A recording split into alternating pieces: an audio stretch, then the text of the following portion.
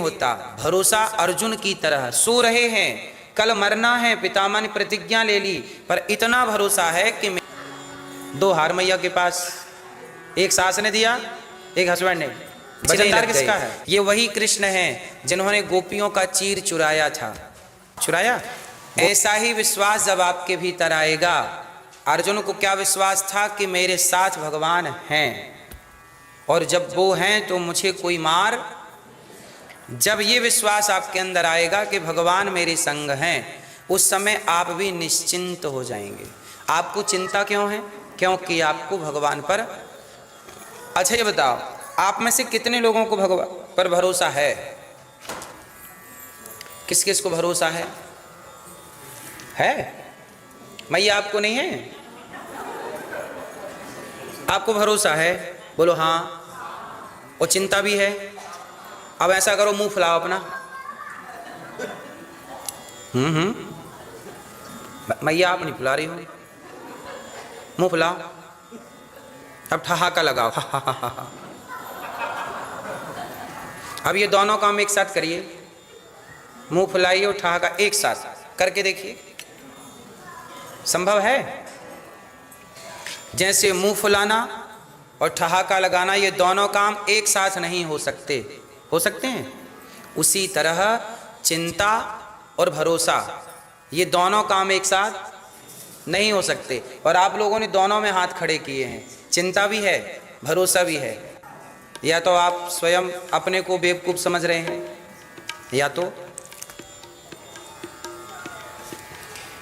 तो आपको भगवान पे भरोसा होगा। और जहां भरोसा होगा, जरा सोचिए कि जहां भरोसा है वहां चिंता कहां है? प्रहलाद जी को भरोसा था कि नहीं? प्रहलाद के शत्रु कौन थे? उनके पिता। प्रहलाद के शत्रु कोई पड़ोसी नहीं था। प्रहलाद जी के शत्रु कौन है? उनके ही पिता। क्या नाम था प्रहलाद जी के पिता का?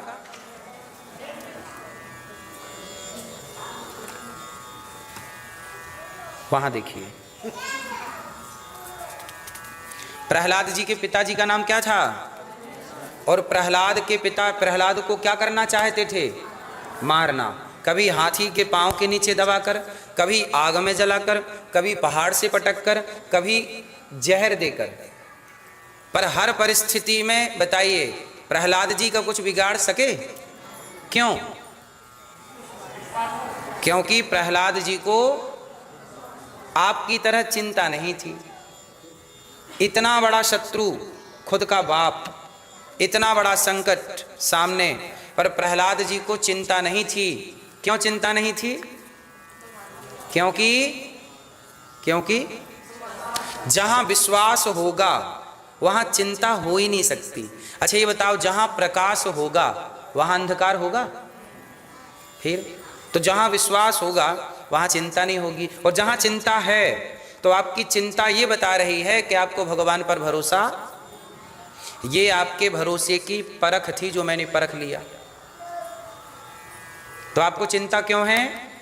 क्योंकि आपको भगवान पर भरोसा। आपकी चिंता ये सिद्ध करती है कि आपको भरोसा नहीं। अब आप कितना भी कहो कि पूरा भरोसा है, पूरा भरोसा है, कहने से नहीं होता। कहने से मैं कह दूं कि मैं राष्ट्रपति हूं तो हो जाएगा? ऐसे ही कहने से नहीं होता। भरोसा अर्जुन की तरह, सो रहे हैं, कल मरना है, पितामह ने प्रतिज्ञा ले ली, पर इतना भरोसा है कि मेरे संग तो प्रभु हैं, थोड़ी पितामह मार सकते हैं। और प्रहलाद को भरोसा है, मेरे संग तो भगवान हैं, थोड़ी कोई मार सकता है। द्रौपदी ने भरोसा नहीं किया कृष्ण पर, तो नहीं किया तो साड़ी उतरने लग गई। बुलाती रही, अर्जुन आओ, भीम आओ, नकुल आओ, सबको बुलाया, सबको बुलाया, आया कोई? कहाँ जा छिपे हो प्यारे कन्हैया, कहाँ जा छिपे हो प्यारे कन्हैया, यहाँ लाज मेरी लूटी जा रही है। दुशासन के हाथों तेरी द्रौपदी की, दुशासन के,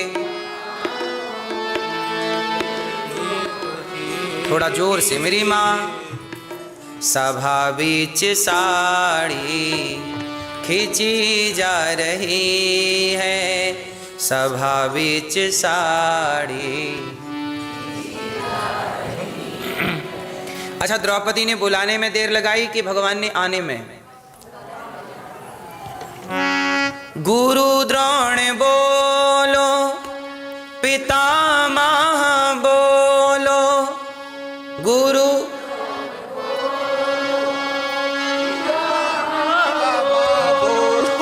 तुमसे तुम्हारी ये बहू पूछती है, तुमसे तुम्हारी बहू पूछती है। पांचों पति आज बैठे सभा में, पांचों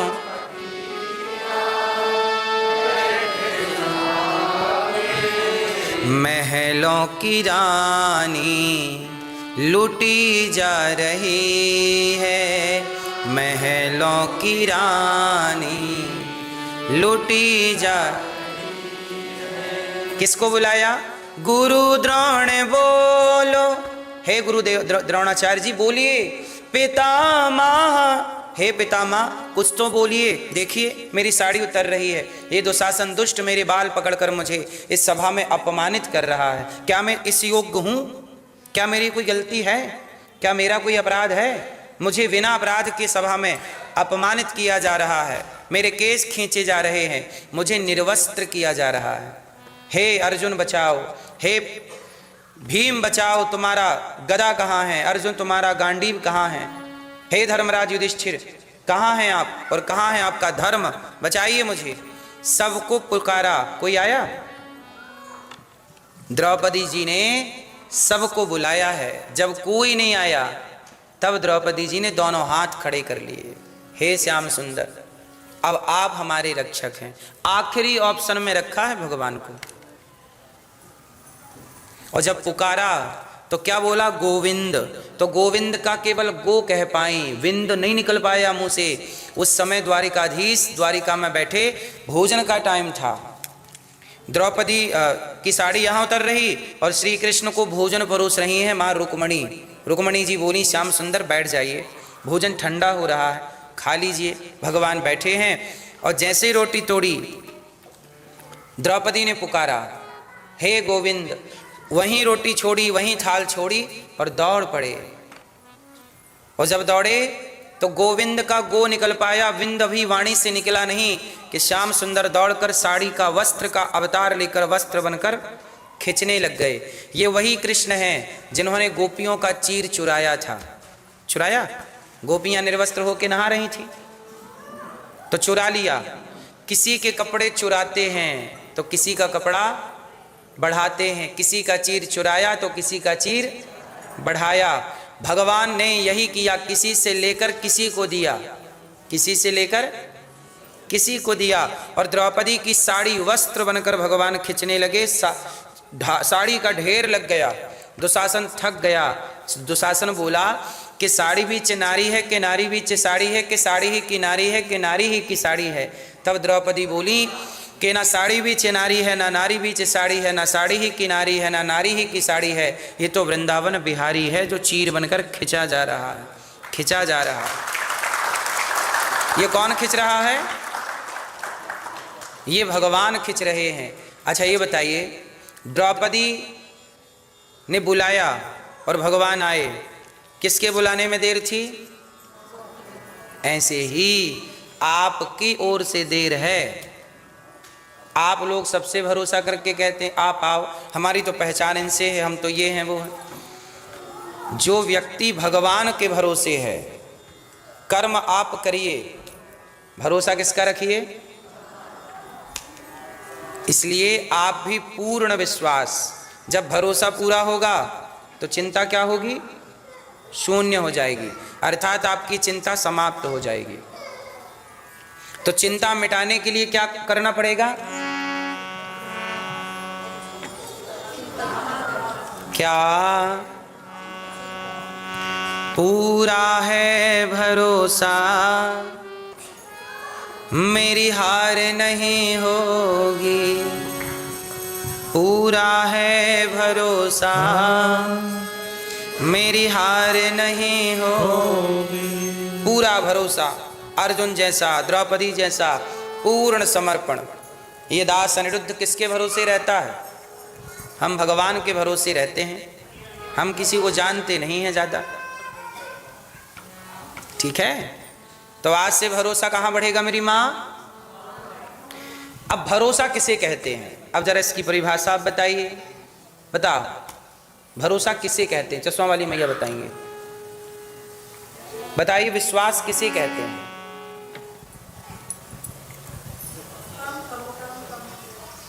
कम नहीं, ये तो कर्म अलग बात हो, ये ट्रैक ही चेंज हो गया।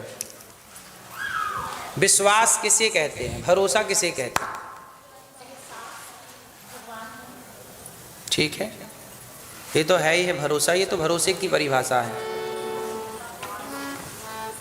आओ सुनते हैं, भरोसा किसे कहते हैं, विश्वास किसे कहते हैं? विश्वास कहते हैं जैसे रखे राम जी रहना चाहिए, जैसे रखे राम जी रहना चाहिए, और सीताराम सीताराम कहना चाहिए। भरोसा किसे कहते हैं?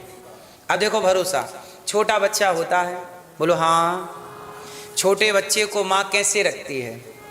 कभी तो माँ उसे नंग धड़ंग रखती है, कभी माँ उसे कपड़ा पहना के राजा बाबू बना के रखती है, बोलो हाँ। तो जब बच्चे को नंग धड़ंग रखी है माँ, तो क्या बच्चा कहता है कि आपने हमें ऐसे क्यों रखा है? बोलो, वो वैसे ही रहता है और वैसे ही मैं हैप्पी है। और उसे बढ़िया राजा बाबू बना के माँ बढ़िया पैंट शर्ट पहना के अच्छे से रखे तो भी बच्चे को कोई दिक्कत नहीं है। बच्चे को माँ रखती है, माँ जो खिलाएगी वो खाएगा, सही है? ये क्या है? ये है भरोसा कि माँ जैसे रखती है मुझे वैसे रहना है। ऐसे ही भगवान जैसे रखें, जिंदगी की डोर सौंप हाथ दीनानाथ के, और महलों में रखें चाहे झोपड़ी में वास दें। भगवान चाहे महलों में रखें चाहे झोपड़ी में, दोनों में रहकर हम प्रसन्न रहें, क्योंकि वो हमारी माँ है और माँ बच्चे को जहाँ रखेगी बच्चा वहाँ खुश रहेगा, क्योंकि माँ ने रखा है। ये क्या है? ये है भरोसा। ये भरोसे की कसौटी है, ये परिभाषा है किसकी? जैसे रखेंगे, कैसे रखेंगे हम? अच्छा ये बताइए, हम आपके घर आए तो अब आपको, हमें, जब हम आपके घर आएंगे तो हमें आप कहाँ बिठाओगे, क्या खिलाओगे, ये हमारी मर्जी होगी कि आपकी होगी? बोलो, हम आपके घर आएंगे तो आप अपनी मर्जी से ना हमें बिठाएंगे, आपका निर्णय होगा कि हमें कहाँ बिठाना है। ये मेरा निर्णय, ये बात सही है कि नहीं? ये आपका निर्णय होगा कि आप हमें क्या खिलाना चाहते हैं। बोलो हाँ। पानी देंगे कि नहीं देंगे, दूध देंगे कि नहीं देंगे, कुछ खाने को देंगे कि नहीं देंगे, ये आपका डिसीजन है। और अब आप में से कोई बहुत अमीर है तो किसी के घर में गया तो उसने 56 तरह का भोजन परोस दिया, तो आपकी हैसियत थी 56 भोग देने की, तो आपने मुझे 56 दे दिए तो मैं खुश हूँ। लेकिन मैं किसी गरीब के घर जाऊँ तो वो चटनी रोटी परोस दे मेरे को, तो उसने अपनी हैसियत से दिया तो मैं वो भी खाऊंगा। तो ये बताइए कि ये संसार में आपको किसने भेजा है? बोलो, आप किसके घर में रहते हैं? भगवान के। ये संसार किसका है? भगवान का। आपको भेजा किसने है? भगवान ने। आप यहाँ पर भगवान के अतिथि हैं और भगवान ने आपको इस संसार में भेजा है कि जाओ। अब भगवान ने भेज तो दिया, अब जहां भगवान की मर्जी होगी वहां रखेंगे, जो भगवान की मर्जी होगी वो खिलाएंगे। इसलिए अब भगवान के भरोसे रहो कि भगवान के घर आए हैं, अब जैसे वो रखेंगे हम रहेंगे। ये है भरोसा। ये पूरी सृष्टि किसकी है? पूरी धरती किसकी है? ये पृथ्वी माता भगवान की पत्नी है। ये धरती माँ किसकी पत्नी है? चाहे भारत की धरती हो चाहे अमेरिका की, धरती ईश्वर की ही है। बोलो हाँ। चाहे अमेरिका में खाओ चाहे भारत में, जो भी खाओगे वो किसका दिया खाओगे? आप हर चीज ईश्वर की दी हुई है। आप फल खाते हैं, फल किसने दिए? प्रकृति ने दिए। प्रकृति ईश्वर का अंश है, स्वरूप है। तो आप हम सब भगवान के घर में रहते हैं, इसलिए भरोसा ये कहता है कि भगवान हमें महलों में रखें, झोपड़ी में रखें, 56 भोग दें, नमक रोटी दें, जो दें उसमें हमें खुश रहना चाहिए। ये यदि आप हर हाल में खुश हैं तो आपको भरोसा है। और यदि हर हाल में, कुछ लोग क्या कहते हैं, शिकायत करते हैं। क्या करते हैं? शिकायतें हैं। कई आप लोग इतने सुखी हैं, यहाँ इतने संपन्न हैं, फिर भी आपकी शिकायतें हैं। अच्छा ये बताइए, आपकी शिकायतें रहती हैं कि नहीं? बोलो हाँ, रहती हैं।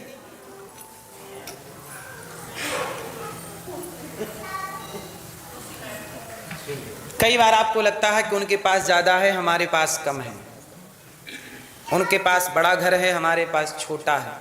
उनकी कमाई ज़्यादा है, हमारी कमाई कम है। अच्छा एक बात बताइए, आपने जो कपड़े पहन रखे हैं,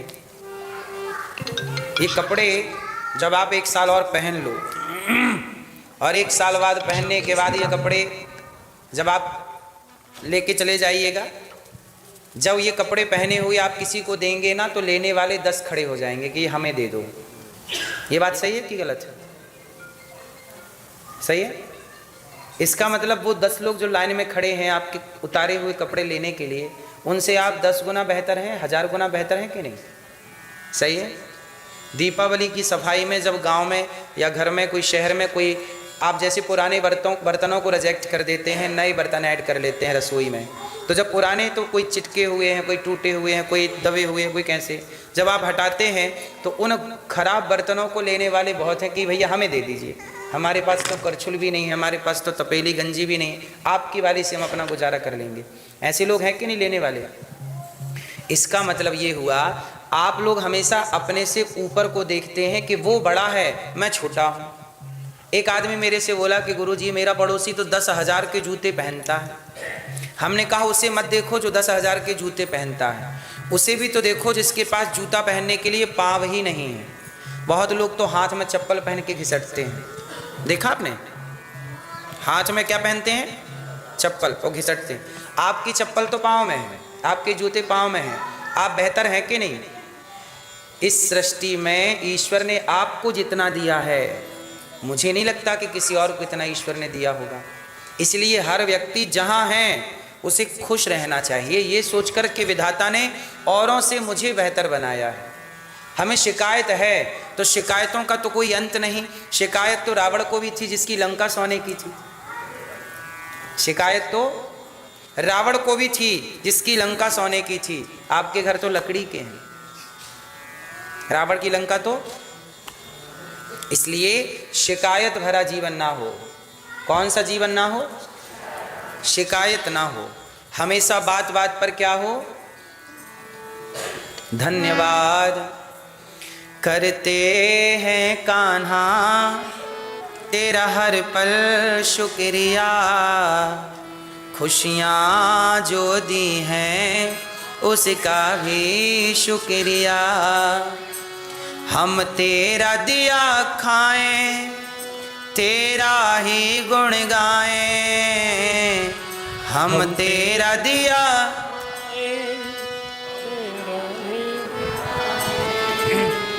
जीवन दिया जो उसका भी शुक्रिया। करते हैं कान्हा तेरा हर पल शुक्रिया। हर पल क्या करना है ईश्वर का? धन्यवाद। हे ईश्वर आपका धन्यवाद, आपने हमें जो दिया है वो बहुत है। मुझे तुमने दाता बहुत कुछ दिया है, मुझे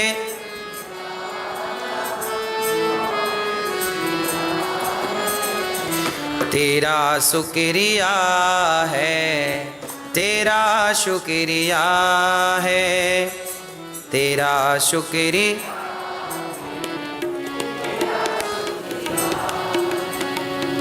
मुझे तुमने दाता बहुत कुछ दिया है, मुझे तुमने दाता बहुत कुछ दिया है, तेरा शुक्रिया है, तेरा शुक्रिया। किया कुछ न मैंने शर्मसार मैं हूँ, किया कुछ न मैंने शर्मसार मैं हूँ, तेरी रहमतों का तलबगार मैं हूँ, तेरी रहमतों का तलबगार मैं दिया कुछ नहीं बस लिया ही लिया है, दिया कुछ नहीं बस लिया ही लिया है, तेरा शुक्रिया है, तेरा शुक्रिया। मिला मुझको जो कुछ बदौलत तुम्हारी, मिला मुझको जो कुछ बदौलत तुम्हारी, मेरा कुछ नहीं सब है दौलत तुम्हारी, मेरा कुछ नहीं बस है दौलत तुम्हारी।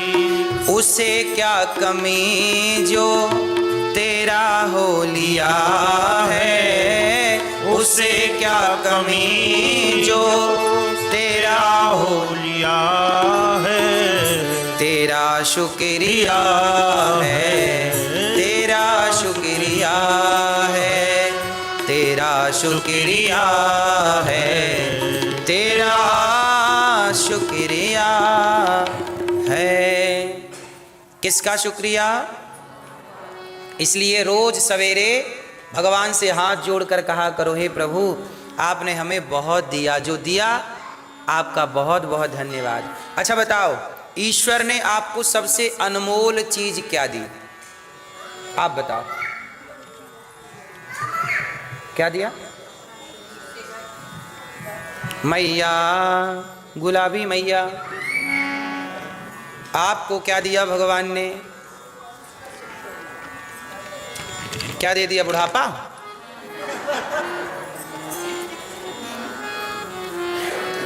भगवान ने आपको क्या दिया भैया? टोपी वाली भैया,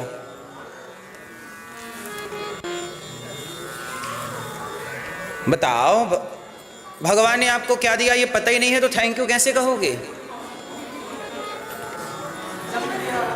जन्म तो माँ ने दिया है।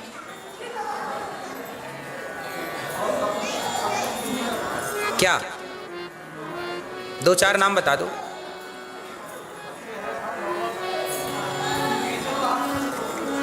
सुनो भगवान ने आपको क्या क्या दिया है, सुनिएगा।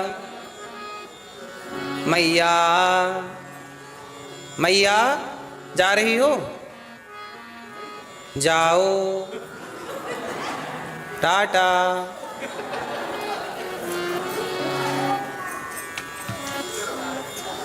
तो भगवान ने आपको क्या दिया? सबसे पहले तो भगवान ने सबसे अनमोल चीज क्या है? आपका जीवन। आपके पास मैया हार है सोने का? आपके पास किसने दिया? अरे भगवान ने कहा हार दे दिया।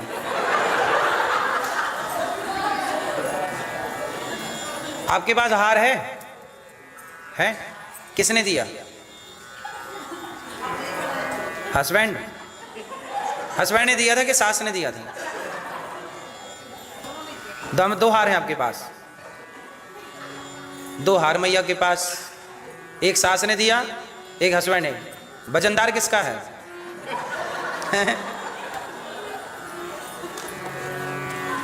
आपके पास हार है?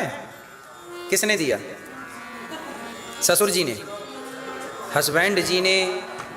हस्बैंड होते हैं, पति होते हैं।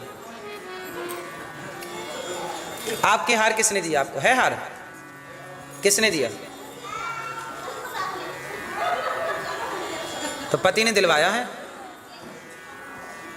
अब देखो, ये बात मैंने यूं ही नहीं पूछी, इसके पीछे एक लॉजिक है, वो समझ लीजिए।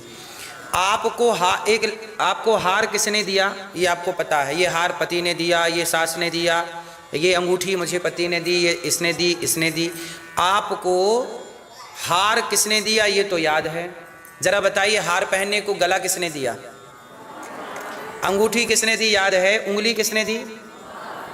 झुमका किसने दिया? याद है। कान किसने दिया? समस्या ये है कि हम झुमका देने वाले को याद रखते हैं और कान देने वाले को भूल जाते हैं, हार देने वाले को याद रखते हैं, गला देने वाले को भूल जाते हैं। इसलिए आपको ये जीवन ईश्वर ने दिया है। हर पल भगवान का धन्यवाद करना चाहिए कि प्रभु, हर समय कहना चाहिए जीवन दिया जो उसका भी शुक्रिया करते हैं कान्हा तेरा हर पल शुक्रिया। हमें जीवन किसने दिया? इसलिए रोज सवेरे आंखें बंद करो और हाथ जोड़ के बिस्तर से जागते, हे ईश्वर, हे भगवान, हे श्रीमन नारायण, बोलो हे श्रीमन नारायण, हे प्रभु, आपने ये जीवन दिया, आज की सुबह दी, इसका धन्यवाद। इतना तो बोल सकते हैं ना, इतना कि हे प्रभु आपने जो दिया थैंक यू। शिकायतें तो फिर बनी ही रहेंगी, इसलिए शिकायतें तो खत्म नहीं होनी। इसलिए हम कहते हैं शिकायतों की ओर ध्यान मत दो, जो नहीं है उसकी ओर मत सोचिए, जो है उसकी ओर सोचिए। भगवान शिव की पत्नी मनु जी महाराज की 3 बेटी हैं, आकुति, देवहूति। 2 कथा आपने कल सुनी, आकुति और देवहूति की। प्रसूति की कथा आज। प्रसूति जी का विवाह दक्ष से हुआ। दक्ष की सबसे छोटी बेटी का नाम सती, सती का विवाह भगवान शिव से हुआ। एक दिन क्या हुआ, माता सती और शंकर जी जा रहे थे कि तभी राम जी सीता जी की खोज कर रहे थे। हे सीता, हे खग मृग, हे मधुकर श्रेणी, तुम देखी सीता मृग नैनी। अब राम जी सीता जी को खोज रहे हैं। सीता, अच्छा सीता कहाँ चली गई? रावण ले गया चुरा के। अब राम जी पागलों की तरह सीता सीता सीता खोज रहे कि तभी क्या हुआ, शंकर जी की नज़र पड़ी। तो शंकर जी पहचान गए, तो मेरे प्रभु हैं, लीला कर रहे हैं। प्रणाम किया, जय जय जय सच्चिदानंद जगदीशा, हे प्रभु आपकी जय हो। माता सती को डाउट हुआ, शंकर जी से कहा आप किसको प्रणाम कर रहे हैं? शंकर जी ने कहा ये मेरे आराध्य हैं, राम हैं। माता सती बोली नहीं नहीं नहीं, ये भगवान नहीं हो सकते। ये कौन नहीं हो सकता? शंकर जी बोलिए भगवान हैं, भगवान नारायण राम बन के अवतार लेके आए हैं और वो सीता जी की खोज कर रहे हैं। सती जी बोली कि यदि आप जिनको प्रणाम कर रहे हैं यदि वो भगवान हैं तो भगवान की पत्नी थोड़ी कोई चुरा सकता है। भगवान की पत्नी चोरी हो जाए ये तो बड़े आश्चर्य की बात। ये भगवान नहीं है, और भगवान होते तो पता ना लगा लेते कि मेरी पत्नी कहाँ है। इसका मतलब राम भगवान, ऐसा कौन बोला? माता सती भगवान शिव की पत्नी। अब आप लोग बताइए राम भगवान है या नहीं? उत्तर हैं। तो जब भगवान है राम जी तो अपनी पत्नी का पता क्यों नहीं लगाए हैं?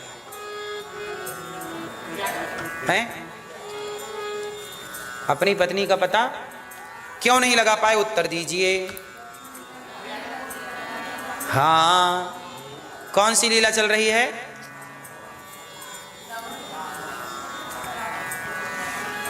राम जी की लीला ये चल रही है, भक्तों को लॉन्च करना है। कौन सी लीला चल रही है?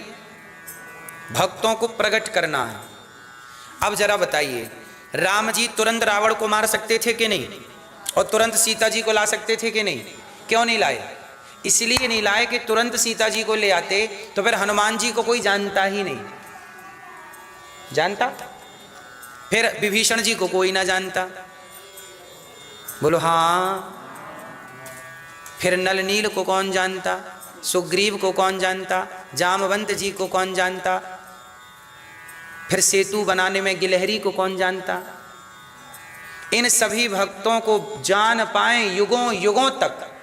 तो भगवान जो भी लीला करते हैं, भगवान अपने को आगे नहीं रखते, अपने से आगे भक्तों को। तो भक्तों का यश समाज तक जाए। भगवान अपना यश बढ़ाना नहीं चाहते। भगवान कहते हैं मेरे भक्त का यश बढ़ेगा तो मेरा यश अपने आप बढ़ जाएगा, इसलिए मेरे भक्त का यश होना चाहिए। तो अपने भक्तों का यश बढ़ाने के लिए राम जी ने सीता मैया को जाने दिया। कौन लेके चला गया? अच्छा पता है, रावण से पहले सीता मैया के पांव में चोंच मारी थी कौए ने। तो राम जी ने उस कौए के पीछे बाण लगा दिया। वो कौआ कोई और नहीं था, देवराजेंद्र का बेटा जयंत था। परीक्षा लेने आया था कि राम भगवान हैं कि मनुष्य हैं, चेक करूं। तो सीता मैया के पांव में चोंच मार के कौन भागा? कौआ, जयंत। और जैसे ही जयंत भागा तो राम जी ने तिनके का, किसका? तिनके का धनुष बनाया, तिनके का बाण चला दिया, ब्रह्मास्त्र चला दिया। और वो ब्रह्मास्त्र ऐसे पीछे लगा कि जयंत को बचाने वाला त्रैलोक्य में कोई नहीं बचा। ब्रह्मा जी ने मना कर दिया यहाँ मत आना, शिव जी ने मना कर दिया यहाँ मत आना, नारद जी मिल गए। अब जयंत भाग रहा, जला रहा उसे ब्रह्मास्त्र। तब नारद जी ने कहा, नारद देखा विकल जयंता, लागी दया कोमल चित संता। नारद जी ने कहा क्या हुआ? बोले महाराज प्रभु गलती हो गई, मैंने सीता माँ के पाँव में चोंच मार दिया और ये बाण पीछे पीछे डोल रहा, अब मैं मर जाऊंगा। तब नारद जी ने कहा तुमने गलती किसकी की? बोले सीता जी की। तो एक काम करो, सीता जी की शरण में चले जाओ। नारद जी ने उपाय बता दिया, कहाँ जाओ?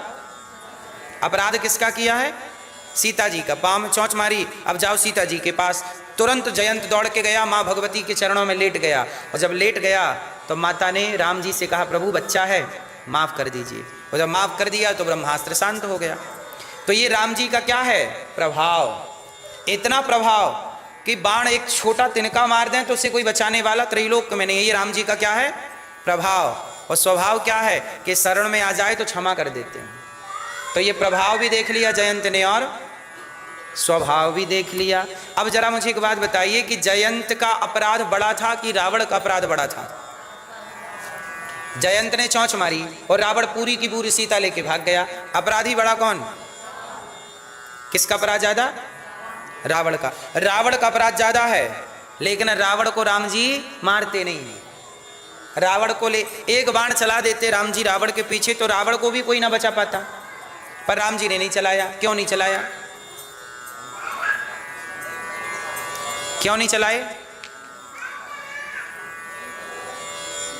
क्यों? मैया, पीछे वाली मैया, चश्मा वाली मैया, क्यों नहीं चलाया राम जी ने बाण? क्यों नहीं चलाए? मैया बोलो मेरी माँ। नहीं बताओगी मेरी माँ? गुस्सा हो क्या? राम जी ने इसलिए बाण नहीं चलाया, राम जी खुद चाहते थे कि सीता जी लंका चली जाएं।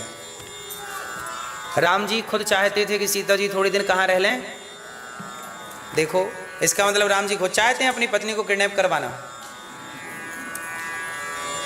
क्यों चाह रहे हैं? हाँ, राम जी खुद चाह रहे हैं कि सीता जी लंका जाएं। क्यों? यदि राम जी चाहते तो रावण जा नहीं सकता था। जयंत हिल नहीं पाया तो रावण को भी एक बाण मार देते, पर राम जी चाहते थे कि सीता जी लंका जाए। अच्छा क्यों जाए? जानते हो क्यों? क्योंकि सीता जी का भी मन आजकल ना राम जी से हट गया है। सीता जी का मन राम जी से हट गया और सीता जी का मन सोने के मृग में लग गया। सीता जी का मन कहाँ लग गया? हे राम हमें मृग ला कर दो। सीता जी ने क्या मांगा राम जी से? सीता जी ने क्या मांगा? सोने का। सोने का क्या मांगा मैया?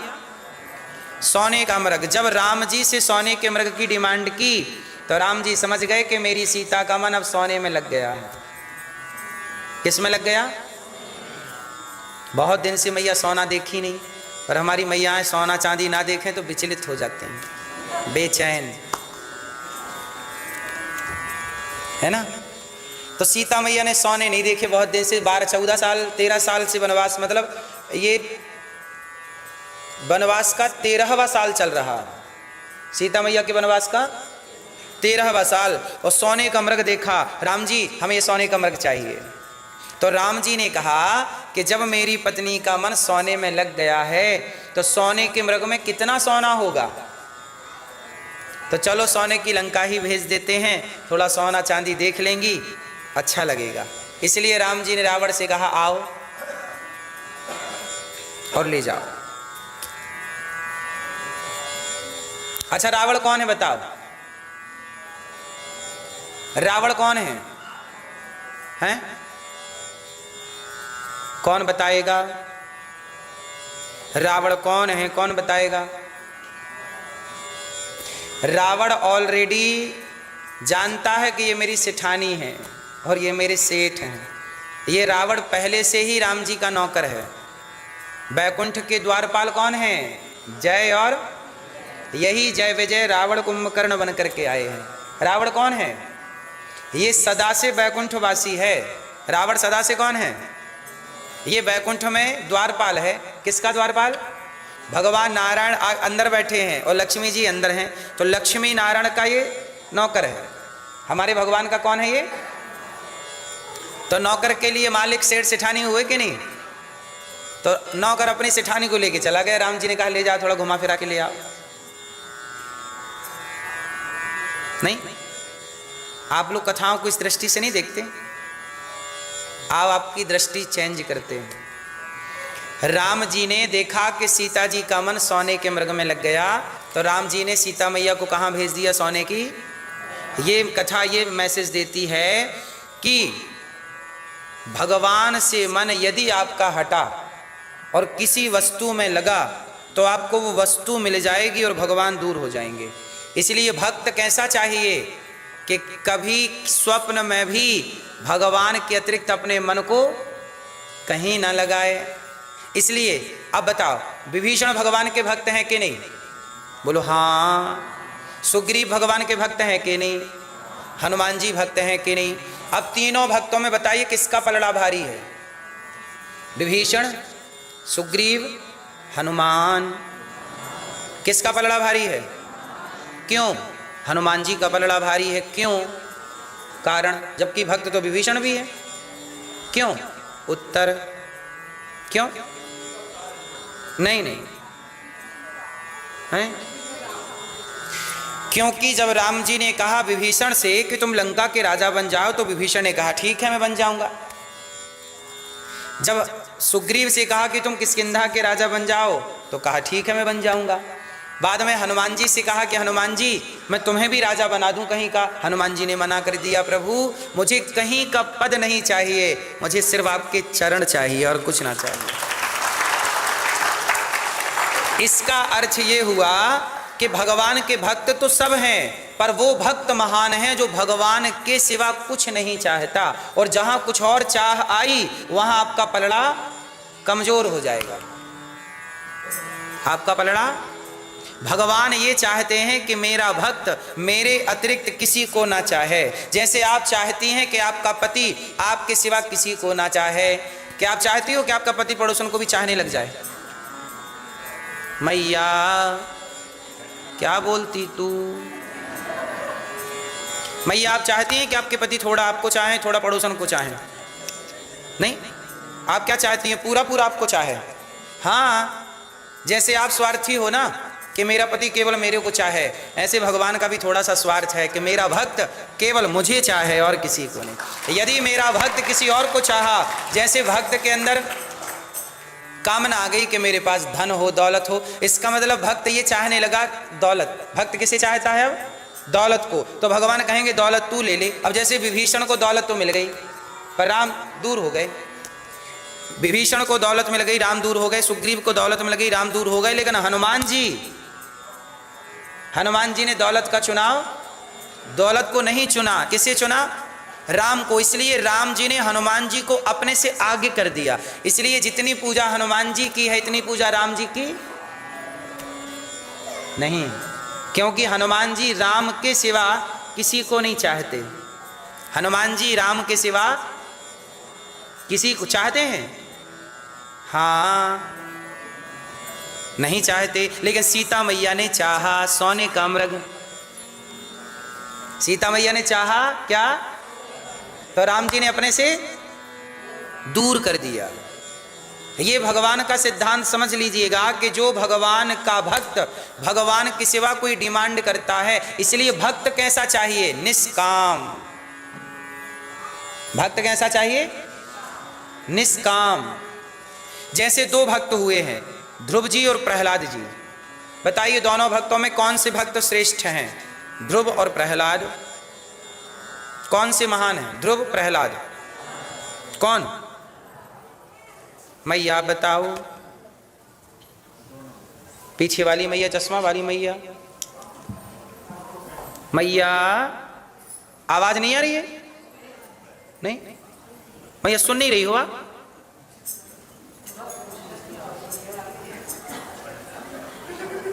कौन? दोनों महान हैं। चांदी सोना एक भाव कर दिया मैया ने। सोना और चांदी एक भाव है? उत्तर, एक भाव है?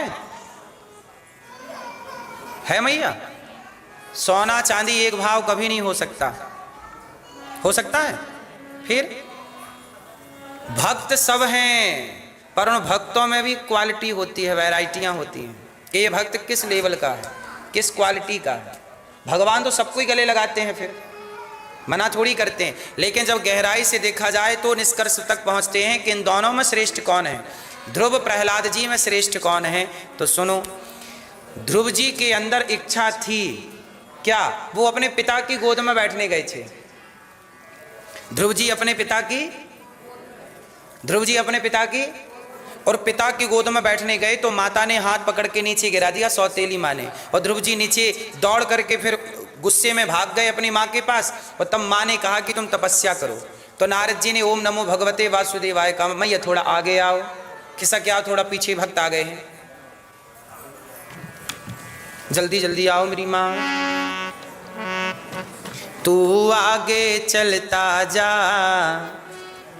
तेरे पीछे मैं चलूंगा। मैया तुम आगे खिसकती जाओ, थोड़ा जल्दी खिसकती जाओ। मैया सुन रही हो न माँ? तू आगे चलता जा, तेरे पीछे मैं चलूँगा। तू थक भी गया राहों में, मैं तुझको उठा के चलूँगा। मैया सवाल कर लिए तो गुस्सा हो गई क्या? तो मैया से पूछ लिए तो गुस्सा हो गई बेचारी। तू आगे चलता जा, भगवान कहते हैं भक्त से तू आगे चलता जा, तेरे पीछे मैं चलूँगा। तू थक भी गया राहों में, मैं तुझको उठा के चलूँगा। हर वक्त हर घड़ी हर वक्त मैं साया बन के चलूँगा। तुम 2 कदम चलो, मैं 10 कदम चलूँगा। भगवान कहते हैं भक्त से तुम 2 कदम चलोगे तो मैं तुम्हारे लिए। तो ध्रुव जी और प्रहलाद जी में क्या अंतर है? ध्रुव जी की माँ ने हाथ पकड़ के गिरा दिया, तू इस गोद में मत बैठ। और ध्रुव जी चले तपस्या करने। 6 महीने की तपस्या में भगवान मिल गए और भगवान ने ध्रुव जी को बहुत प्यार किया। ध्रुव जी श्रेष्ठ भक्त हैं, पर जब प्रहलाद जी को देखेंगे ना तो प्रहलाद जी के आगे ध्रुव जी कम है। 19 और 20 क्या अंतर है दोनों में? प्रहलाद जी के अंदर भगवान ने प्रहलाद जी से कहा कुछ मांग। प्रहलाद जी ने कहा प्रभु यही वरदान दीजिए कि मैं कभी आपसे कुछ मांगू ना, कभी कुछ मांगने की इच्छा ना हो। प्रहलाद जी भी भक्त हैं, ध्रुव जी भी भक्त हैं। हर कितना है कि ध्रुव जी सकाम भक्त हैं और प्रहलाद जी निष्काम भक्त हैं। भक्ति 2 तरह की होती है, एक सकाम सकाम मतलब इच्छाओं के साथ। जैसे आप मंदिर आए पर आपकी कोई इच्छा है कि हे भगवान हमारी इच्छा पूरी कर दो, तो ये भी सही है, पर भक्ति तो है। पर इससे ऊंची कौन सी होगी, जहां आप मंदिर तो आए, दर्शन तो करें, लेकिन कुछ चाह ना रखें। इसका मतलब एक भक्त है जो मतलब से आया और एक भक्त है जो बिना मतलब के आया। कौन सा श्रेष्ठ है? मतलब भगवान के दर्शन तो करता है, भगवान से प्रेम तो करता है, पर भगवान से कुछ चाहता नहीं है। और एक भक्त है जो प्रेम करेगा पर चाह भी करेगा कि हम आपसे प्रेम कर रहे हैं प्रभु, 16 सोमवार कर लिए हैं, अब बहू के बेटा ही होना चाहिए। तो भक्ति दो तरह की होती है, एक सकाम, एक कितने तरह की हो गई? सकाम और तो प्रहलाद जी की भक्ति कैसी है और ध्रुव जी की भक्ति, ये अंतर है। तो भक्ति हमेशा निष्काम श्रेष्ठ होती है। जैसे प्रहलाद जी की कोई इच्छा नहीं है, कोई डिमांड, कोई कामना, कुछ नहीं है, तो प्रहलाद जी की भक्ति श्रेष्ठ है। अच्छा, सीता जी में क्या हुआ? सीता जी ने कामना कर ली, सोने का मृग चाहिए। अच्छा, यहाँ तक तो सही है। सीता मैया ने एक और गलती की है। क्या गलती की? जब राम जी ने उसको मारा ना, मारीच को, तो मारीच ने जोर से क्या चिल्लाया था? क्या चिल्लाया? हा लक्ष्मण। क्या बोला? तुरंत सीता जी ने कहा कि लक्ष्मण तुम्हारे भैया संकट में हैं, जाओ अपने भैया की मदद करो। तब लक्ष्मण जी ने क्या बोला था? नहीं माँ, राम जी पर कोई संकट आ ही नहीं सकता। सीता जी ने जिद कर ली, नहीं जाओ। लक्ष्मण जी ने मना कर दिया, मैं नहीं जाऊंगा क्योंकि राम जी ने मुझे आपकी सेवा में नियुक्त किया है। तो सीता जी ने वहां लक्ष्मण जी को बहुत बुरा कहा कि तुम तो चाहती नहीं हो जाना, तुम्हारी तो नियत में खोट है, ऐसे गलत कह दिया। तब लक्ष्मण जी बेचारे रो पड़े कि मेरी भाभी जी मेरे लिए क्या कह रही हैं। तब एक रेखा खींची, तब क्या खींची? जिसे लक्ष्मण रेखा कहते हैं, रेखा खींची और लक्ष्मण जी चले गए। और सीता जी को एक अपराध लग गया। क्या? लक्ष्मण जी कौन है? भक्त। लक्ष्मण जी कौन है? और भक्त का अपमान करना पाप है कि पुण्य? तो सीता जी के पास सीता जी ने एक पाप कर लिया, एक अपराध कर लिया। क्या? लक्ष्मण जैसे भक्त का अपमान करके सीता जी ने क्या कर लिया? पाप कर लिया। और भगवान कहते हैं कि तुम मुझे गाली दो मैं सह लूंगा, पर मेरे भक्त को गाली दोगे तो मैं बर्दाश्त। तो सीता जी से गलती ये हो गई कि उन्होंने भक्त अपराध कर दिया। इसे सामान्य भाषा में हम लोग कहते हैं भक्त अपराध। जैसे किसी संत को आपने गाली दे दी, किसी भक्त को आपने, वैष्णव को कुछ कह दिया, उसने तो रिप्लाई नहीं किया, लेकिन आपने अपराध तो कर लिया। इसलिए कहता हूं बेवजह किसी भक्त का अनादर ना किया करिए, किसी भक्त के प्रति गलत भाव मत रखा करिए कि तो ढोंगी है। चलो वो ढोंगी भी है तो आप कह दोगे ढोंगी, तो तुम्हारे कहने से क्या हो जाएगा? इसलिए हम कह के क्यों पाप के भागीदार बने। एक दिन हमने कहानी भी सुनाई थी आपको कि एक राजा ने भंडारा कराया, उसके खीर में सांप गिर गया, पाप किसे लगे, ये पूरी कथा हमने सुनाई थी। तो जिसने निंदा की वो पाप का भागीदार बना। तो इसका अर्थ ये हुआ कि हम क्यों कहें आपको कि तुम गलत हो। भाई आप गलत हैं, हम तो देखो सही बात बता रहे हैं आपको। हम आपके गुण देखें, हम आपके दोष क्यों देखें? हमें फायदा क्या? आप में भी तो कोई बुराई होगी ही, मुझ में भी तो लाखों बुराई होंगी ही। ये सृष्टि बनी ही अच्छाई और बुराई से है। कौन बुरा नहीं है बताइए? क्या आप बुरे नहीं हैं? क्या आपके बेटे में बुराई नहीं है? क्या आपके पति में बुराई नहीं है? क्या आपके पिता में बुराई नहीं है? बुरा जो देखन मैं चला बुरा ना मिलिया, सब में बुराई होती ही होती है। पर आप लोग कहते हैं तुम बुरे हो, क्यों कहना है? वो बुरा है, पर आप अच्छाई ग्रहण करो ना, बुराई क्यों ग्रहण करना? साधु ऐसा चाहिए जैसे सूप स्वभाव, सार सार को गही लहे थोथा दे उड़ाए। सूप जानते हैं? सुपड़ा गांव में होता है। वो क्या होता है? वो सारा कचरा बाहर उड़ा देता है और जो अच्छा अनाज होता है वो अपने पास बचा के। एक होता है सुपड़ा जो अच्छाई को ग्रहण करता है और बुराई को बाहर कर देता, और दूसरी होती है चलनी। चलनी अच्छाई को गिरा के बुराई बचा लेती है। अब आप बताइए, आप चलनी बनना चाहते हैं कि सूप? चलनी बुराई को बचाती है, आटा नीचे गिरा देगी, अच्छा गुड़ गिरा देगी, बैड को बचा लेगी, हाँ कि ना? कुछ लोग होते हैं जो अच्छाई ग्रहण नहीं करते सिर्फ, तो ये चलनी के स्वभाव के हैं। और कुछ लोग होते हैं जो बुराई ग्रहण नहीं करते सिर्फ। अच्छा एक बात बताओ, सब में अच्छाई होती है कि नहीं? बोलो हाँ। कहते भी नहीं हैं आप लोग, क्यों? अच्छाई सब में है। अच्छा बुराई सब में होती है कि नहीं? हाँ। आप में मैं ढूंढूं तो लाख अच्छाई मिल जाएगी और लाख बुराई मिल जाएगी। अब ये मुझ पर निर्भर करता है कि मैं ग्रहण क्या करना चाहता हूँ। हैं दोनों आपके पास, इसलिए मुझे नहीं ग्रहण करना है आपकी बुराई, मुझे सिर्फ अच्छाई। मैं क्यों बुराई ग्रहण करके अपने को बुरा बनाऊं? स्टोर करना ही है तो अच्छाई स्टोर करिए ना, बुराई क्यों स्टोर करनी है? आप बुराई स्टोर करेंगे तो आप भी तो बुरे होंगे। तो फिर क्या हुआ, सीता जी से गलती हो गई। क्या गलती हो गई? भक्त का क्या हो गया? और अपराध, भक्त का, लक्ष्मण जी का अपराध। और जब अपराध हुआ तो राम जी चाहते तो रावण को रोक लेते, पर नहीं रोका, क्योंकि सीता जी ने अपराध किया है तो सजा भी मिलनी है। अपराध क्या हो गया सीता मैया से? दो अपराध। पहले तो सोने के मृग की डिमांड, और दूसरा लक्ष्मण जी का अपमान, इसलिए रावण लेके चला गया। और जब चला गया तो सीता मैया वहां थी। अब तीसरी बात बताओ, सीता जी को रावण चुरा के ले गया तो रावण ने जिन सीता को चुराया वो असली थी कि नकली थी? इसलिए नकली सीता थी, इसलिए नकली मृग में मोहित हो गई, असली थी ही नहीं। असली सीता कहां थी उस समय? सब नहीं बोलेंगे, मैया बताएंगी चश्मा वाली। असली सीता कहां थी? हैं? अग्नि में थी।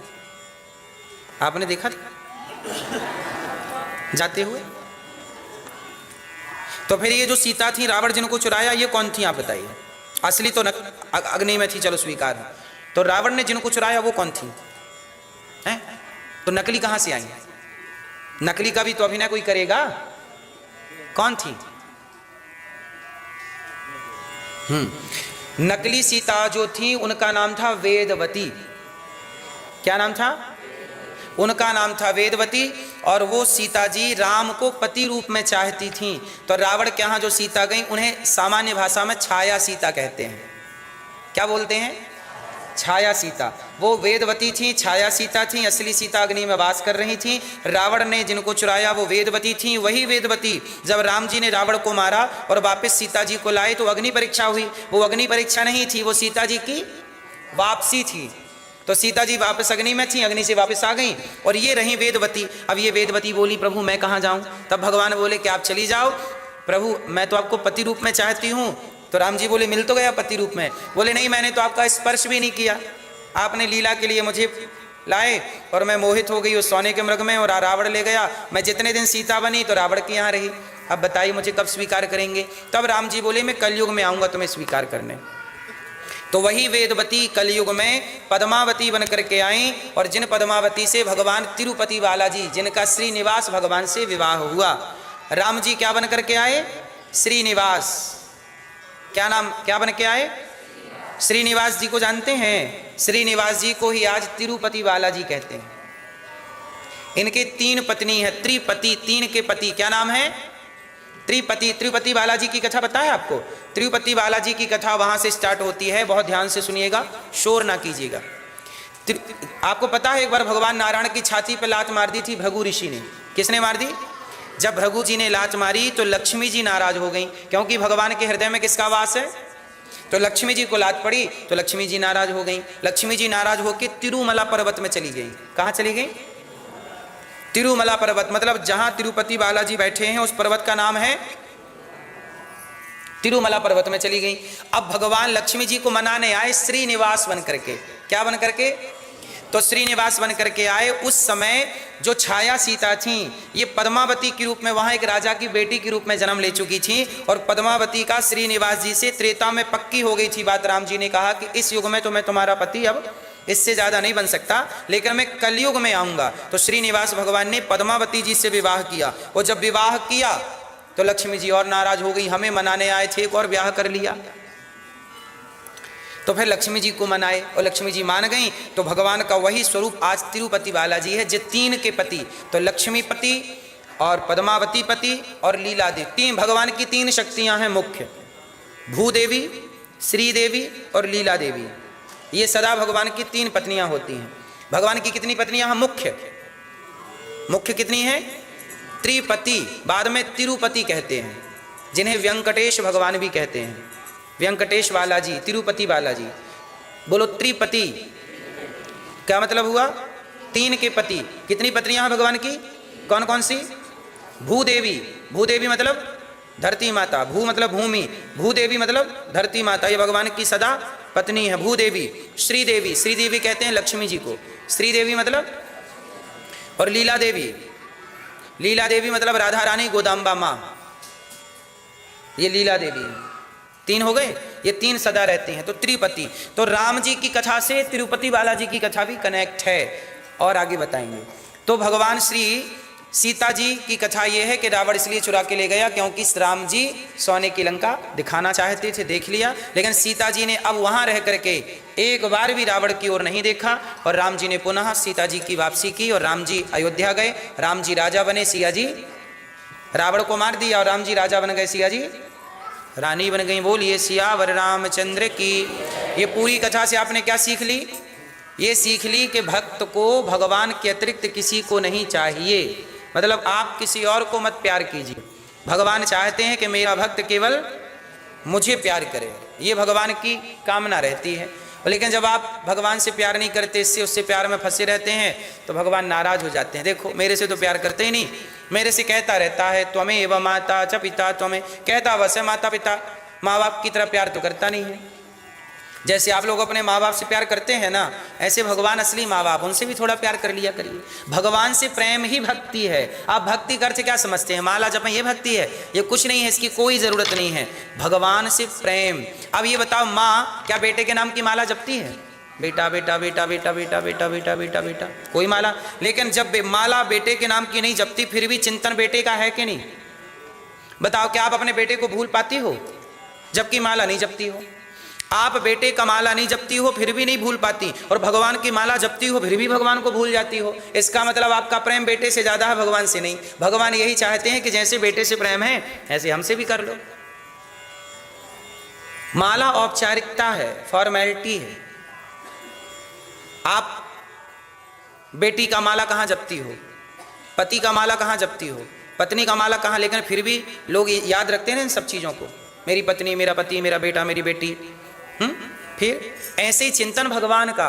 माला आप माला 100 माला जप लो। आपने माला जल्दी जल्दी में जपा, श्रीमन्नारायण श्रीमन्नारायण, 100 माला हो गए, या 11 माला हो गए, या 21 माला हो गए। अब आपको लगा फ्री।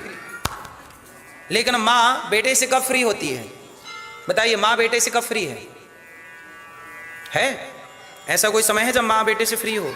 हर समय माँ का चिंतन बेटे की ओर है कि नहीं? बोलो हाँ।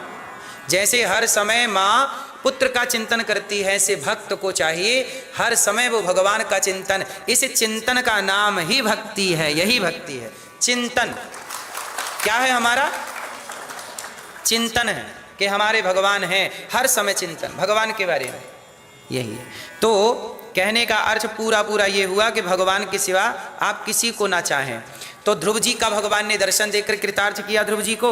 एक बार की बात है कि मनु जी महाराज के दूसरे पुत्र का नाम हुआ उत्तानपाद के बाद ध्रुव जी को भगवान ने राजा बनाया। अंत में ध्रुव जी मृत्यु के सिर पर पांव रख के ध्रुवलोक चले गए। अब मनु जी महाराज के दूसरे पुत्र हुए हैं प्रियव्रत, जिनके वंश में भगवान प्रियव्रत जी का विवाह विश्वकर्मा की पुत्री से हुआ। इन्हीं के वंश में भगवान ऋषभदेव जी हुए, जिनके 100 पुत्र हुए। यहीं से जैन परंपरा स्टार्ट हो गई भगवान ऋषभदेव जी से। ऋषभदेव भगवान के सबसे बड़े पुत्र का नाम है भरत। भरत जी ने मरते समय चिंतन किसका किया? किसका? मृग का। भरत जी जंगल में तपस्या कर रहे थे कि एक मृग पानी में बहता जा रहा था, बचा के ले आए। ये तो अच्छी बात थी, पर बचाने के बाद अच्छा, माता सती से शंकर जी क्या कह रहे हैं कि देवी ये राम भगवान हैं, पर माता सती बोली भगवान होते तो अपनी पत्नी का पता जरूर लगा लेते। तो भगवान शिव ने बहुत समझाया, पर माता सती नहीं मानी, और जब नहीं मानी तो शंकर जी ने क्या कहा? जाओ तुम्हारे मन में जो इच्छा है वो करो। तो सती माता ने राम जी की क्या ली? परीक्षा। और परीक्षा कैसे ली? सीता जी बन के गई। और सीता जी बन के गई, राम जी को कहा प्रणाम। राम जी पहचान गए, माता जी जंगल में अकेली घूम रही हो, भोलेनाथ कहाँ है? और माता सती राम जी की परीक्षा में फेल हो गई, और बाद में फेल होके आई। शंकर जी ने कहा परीक्षा ले ली, तो माता सती ने असत्य कह दिया कि मैंने कोई परीक्षा नहीं ली, मैंने कोई परीक्षा। अब बताइए, तब भगवान शिव ने माता सती का परित्याग कर दिया और वही सती दक्ष के यज्ञ में गई और वहां पर पति मतलब शिव का अपमान देख करके माता सती योग अग्नि में जलकर भस्म हुई। और बाद में शिव माता सती के शरीर को लेकर के दौड़े तो माता सती के शरीर के टुकड़े भगवान नारायण के सुदर्शन चक्र ने किए, क्योंकि जलता शरीर शिव जी छोड़ने को तैयार नहीं थे। तो जहाँ जहाँ माँ सती के अंग गिरे वह एक एक शक्ति पीठ बनती चली गई। तो 52 शक्ति पीठ हैं। कितनी शक्ति पीठ है? 52। तो 52 शक्ति पीठ बन करके तैयार हो गई। भैया, ओ मोबाइल वाले भैया, देखो यहां बैठ के भी ध्यान मोबाइल में है। राम राम, हो गया मोबाइल का काम? और हमारा प्रत्यक्ष यहीं देख लो, लाइव चल रही है।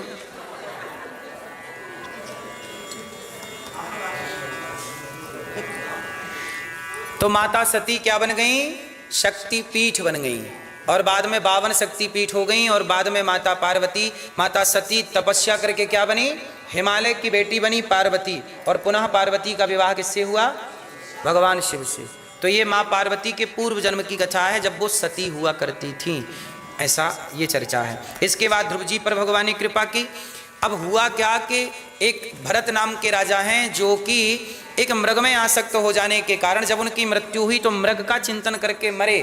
तो यमराज जी ने कहा कि अब आप मृग का चिंतन करते आए हैं, आपको मृग बन करके जाना पड़ेगा। इसलिए अच्छा, आप लोग मरते समय किसका चिंतन करना पसंद करेंगे? सही बता। तो चिंतन आखिरी में करोगे कि अभी से स्टार्ट करोगे? मरने के टाइम थोड़ी ये स्मरण होगा, मरने के समय स्मरण हो जाए, इसलिए वो अभ्यास प्रैक्टिस अभी से। इसलिए भजन भजन करो मस्त जवानी में, बुढ़ापा किसने देखा है। भजन करो मस्त जवानी में, बुढ़ापा किसने देखा है। भजन करो मस्त जवानी में, करो बजा लो। मस्त जवानी में, भजन करो मस्त जवानी में, भजन करो मस्त जवानी में, भजन करो मस्त जवानी में, बुढ़ापा किसने देखा है। भजन करो मस्त जवानी में, बुढ़ापा किसने देखा है। मैया, बुढ़ापे में समस्या, आँख से देख न पाओगे, आँख से देख न पाओगे, कान से सुन नहीं पाओगे, कान से सुन नहीं पाओगे, आँख से देख न पाओगे, आँख से देख न पाओगे, कान से सुन नहीं पाओगे, कान से सुन नहीं पाओगे। कथा सुनो मस्त जवानी में, बुढ़ापा किसने। भजन करो, बुढ़ापा किसने देखा है। इसलिए मैया बुढ़ापे का इंतजार नहीं। और यदि मेरे पास एक ऑप्शन और है, जैसे आप लोग भजन नहीं करते, यदि आपका मन भगवान में नहीं लगता और किसी का मन भगवान में ना लगे, उसके लिए मेरे पास दूसरा ऑप्शन है। कहो तो बताऊं? हाँ, तू डूब के मर जा रे चुल्लू भर पानी में, तू डूब के मर जा रे चुल्लू भर पानी में। ना राम नाम लीन हो, ना राम नाम लीन हो, तूने भरी जवानी में, तू डूब के मर जा रे चुल्लू भर पानी में, तू डूब के मर जा रे चुल्लू भर पानी में। क्यों करता मेरा मेरा यहाँ कुछ भी नहीं तेरा, क्यों करता मेरा मेरा यहाँ कुछ भी नहीं तेरा। आप कहते हैं मेरा मेरा, क्यों करता मेरा मेरा यहाँ कुछ भी नहीं तेरा, क्यों करता मेरा मेरा यहाँ कुछ भी नहीं तेरा। एक दिन होगा भैया तेरा मरघट में डेरा, एक दिन होगा भैया तेरा मरघट में डेरा। कुछ